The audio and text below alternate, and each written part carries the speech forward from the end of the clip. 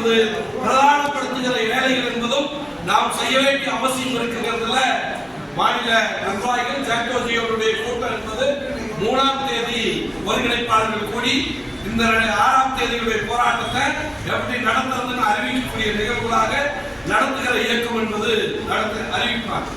அதற்கும் தயாராக இருக்கக்கூடியவர்களாக நாம் இருக்க வேண்டிய பொறுப்பு. ஆகவே சாலை பணியாளர்கள் பொதுச் செயலாளர் சொன்ன விஷயங்களில் இந்த போராட்டத்தை கடந்த காலத்தை போல முன்னணி படையாக நாம் நிற்கிறதுல நாம் முன்னாடி எல்லாரும் நிற்கக்கூடியவர்களா இந்த மாநில செயற்குழு தோழர்கள் நம்மளுடைய கோட்ட நிர்வாகிகள் உட்கோட்ட நிர்வாகிகளை முன்னணி படையாக நிறுத்தி அந்த போராட்டத்தை வலிமையாக நடத்த வேண்டிய பொறுப்பு நமக்கு இருக்கிறது. ஏற்கனவே நம்மளுடைய மாநாடுடைய அறைகூவல் தீர்மானமாக நம்ம முடிவெடுத்தது. நம்ம முன்னாடி முடிவெடுக்கல. சட்டமன்றம் இன்னைக்கு 20ஆம் தேதி துவங்குதுன்னு சொன்னா 27ஆம் தேதி பறை இசை முழக்க போராட்டம் அறிவிச்சிருக்கிறோம் என்று சொன்னால் சட்டசபை நடக்கிற நேரங்களில் நாம் ஏற்கனவே நம்முடைய மாநில மாநாட்டில் அறைகூவலில் முடிவெடுத்த அடிப்படையில் இன்றைக்கு அந்த நேரங்களில் சட்டசபை நடக்கிற நிகழ்வாக தமிழகத்தில் நடத்துகிற சட்டசபை நிகழ்வு இறுதியா தேர்தலுக்கு முன்னாடி சந்திக்கக்கூடிய சட்டசபை நிகழ்வு என்பது நடக்குங்கிறதை நம்ம பார்க்க வேண்டியிருக்கு. அப்படி நடக்கிற நேரத்தில் ஒரு சோர்வு நமக்குள்ள வந்துடக்கூடாது. அப்ப நம்மளுடைய போராட்டத்தை ஜாக்டோஜியோனுடைய போராட்ட நோக்கம் அது முடிந்த கையோடு நாமும் நம்மளுடைய போராட்டத்தை தயார்படுத்துகிற விதமோடுதான் நாம் அறிவித்திருக்கக்கூடிய போராட்டம் என்பதை தோழர்கள் உணர்ந்து கொண்டு அந்த உரிமை மீட்பு மாநாட்டை பிரம்மாண்டமாக நடத்தி அடுத்து நாம் நடக்கிற போராட்டம் என்பது திருவண்ணாமலையில் அமைச்சர் முதலமைச்சருக்கு ஈக்குவலான அமைச்சர் நம்முடைய அமைச்சர் எல்லா நிகழ்விலும் தேவாலயம் இருப்பார்கள் இல்லையா? இல்லாத நிகழ்வு இல்லை. பேச்சுவார்த்தையிலும் ஜாக்டோஜியோனுடைய பேச்சுவார்த்தையில் ஒவ்வொரு பேச்சுவார்த்தையிலும் அமைச்சர் தலைமையில் 3 அமைச்சர்கள் கூடி பேச்சுவார்த்தைகள் பேசக்கூடிய நிகழ்வு தான் இருக்கு. ஆகவே இந்த அமைச்சர் இந்த துறையில நெடுஞ்சாலைத்துறையில் இருக்கக்கூடிய கோரிக்கை நிறைவேற்ற என்ற அடிப்படையில் நாம் நடத்துகிற போராட்டம் என்பது அமைச்சர் இல்லம் முன்பு காத்திருக்கிற போராட்டம். யோசிங்க, நடக்குமா? வீட்டுக்காவல்ல இடைநிலை ஆசிரியர் போகிறதுக்கு முன்னாடியே பிடிச்சு வைக்கக்கூடிய நடவடிக்கை இருந்ததா? நாம் சென்னையில கலைஞர் சமாதியில மனு கொடுக்கிற போராட்டம் அறிவிச்சதுமே நம்ம கோவிலில் இருக்கக்கூடிய மாநில செயற்குழு உறுப்பினர்கள் நம்ம தோழர்களை வீட்டுக்காவல்ல வைத்ததெல்லாம் இருக்கு இல்லையா? ஆகவே காவல்துறையினுடைய நடவடிக்கை, தூய்மை பணியாளர்கள் போராட்டமும் இடைநிலை ஆசிரியர்களுடைய போராட்டமும் ஆயிரக்கணக்கான பேருக்கு 1000 பேருக்கே சோறு போட முடியல பத்திரிகை செய்தியெல்லாம் வந்ததை நீங்க பார்த்திருப்பீங்க. ஆக தினமும் 1 லட்சம் ரூபாய் செலவாகுது.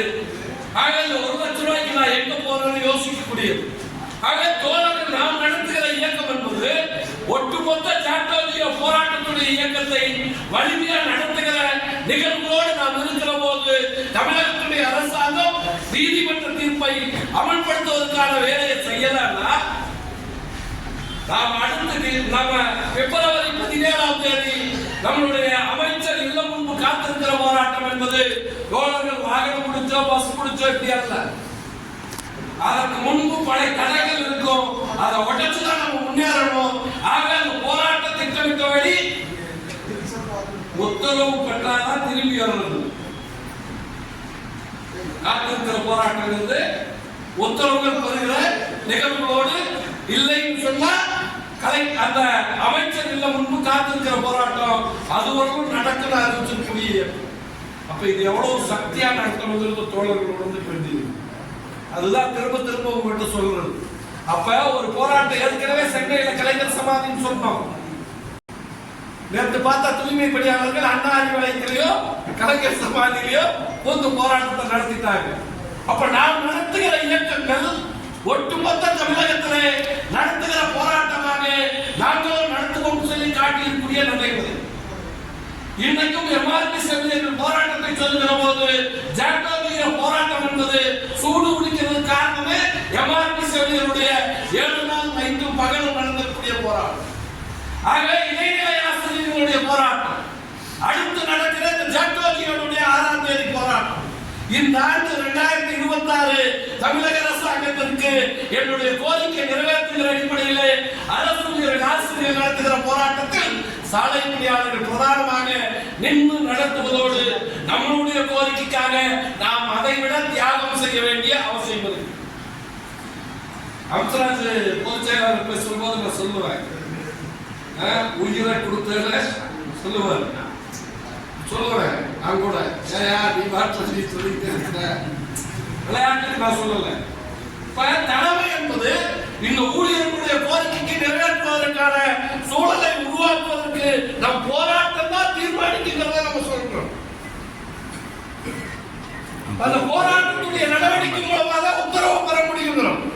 அப்ப நீதிமன்றம் தீர்ப்பு வந்துச்சுன்னா இந்த அரசாங்க தானா அமல்படுத்திடுவாங்கிற பார்வை என்பது நம்ம இருந்தது. ஏன் கோர்ட்டுக்கு போகலன்னு கேட்டீங்க. கடந்த காலத்தில் நீதிமன்ற தீர்ப்பு வந்தது கூட அமல்படுத்துவதற்கு ஆட்சியாளர்கள் தயாராக இல்லை. எதுவுமே இல்லை, இன்னைக்கு நிரந்தர பணியிடமே இல்லைன்னு சொல்லி மருத்துவத்துறையில சொன்னாங்க. 200 பணியிடம்னு சொன்னாங்க. அடுத்த 1000 பணியிடத்தை இருக்குது ஏற்று உத்தரவுகள் நிரந்தரப்படுத்துறேன்னு சொன்னோம் இல்லையா?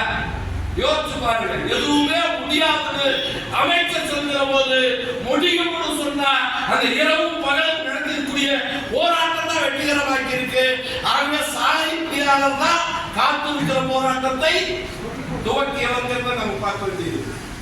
கடந்த காலத்தில் அரசுடைய சங்கம் சார்பில் ஜெயலலிதாவை எதிர்த்து 10 நாள் மாவட்ட ஆட்சியர் அலுவலகம் முன்பு நடக்கிற போது காத்திருக்கிற போராட்டம் நடத்துகிற போதுதான் 11 அரசாணைகள் என்பது 110 ஜெயலலிதா கடைசியா அறிவிச்சதுன்னா இன்னைக்கு நாம் வாங்குகிற ஐஎஃப்எச்ஆர்எஸ் மூலமாக இன்னைக்கு ஊதியம் வாங்குறோம் என்று சொன்னால் மாசம் இன்னைக்கு சொன்னார் வாங்க பொருளாதார சொன்னால் அதற்கான உத்தரவுகளை பெற்றது. அப்படி வலுவா நடத்திக்கூடிய காத்திருக்கிற போராட்டத்தை அரசுடைய சங்கம் தப்பா சொல்லுகிற போது அதை எடுத்து நடக்கிற விஷயங்களை நாம் பார்ப்போம். இன்றைக்கும் பல்வேறு அமைப்புகள் சாலை பணியாளர்கள் போல போராட்டத்தை நடத்தணும் எடுத்துக்கிற நேரத்தில் இந்த பல இசை முழக்கிற போராட்டம் என்பது மண்டல அளவில் நடத்துகிற போது ஆயிரக்கணக்கான ஊழியர்களை பங்கேற்க வைக்கணும். திருச்சியில மட்டுமல்ல, ஏன்னா திருச்சி கொஞ்சம் வலுவா பங்கேற்கக்கூடிய எண்ணிக்கை, மாவட்டங்கள் அதிகமா இருக்கிற எண்ணிக்கை. மற்ற மண்டலங்களிலும் கண்காணிப்பு பணியாளர்களும் நடத்துகிற போது சக்தி மிக்க போராட்டமா மாற்றுகிற போதுதான் மக்களை சந்திக்க அடுத்து வரக்கிறாங்க. நம்ம வீட்டுக்கு வரணும் அறிவிச்சிருக்காங்க. அப்ப இந்த அரசாங்கத்துடைய கொள்கை முடிவுகளில் மாற்றம் உருவாக்க வேண்டும் என்று சொன்னால் சாலை பணியாளருக்கு 41 மாதம் கொடுத்து வைத்திருக்காங்க போராட்டம் என்பதை தோழர்கள் உணர்ந்துட்டு இந்த மாநில செயற்குழு முடிச்சு வெளியே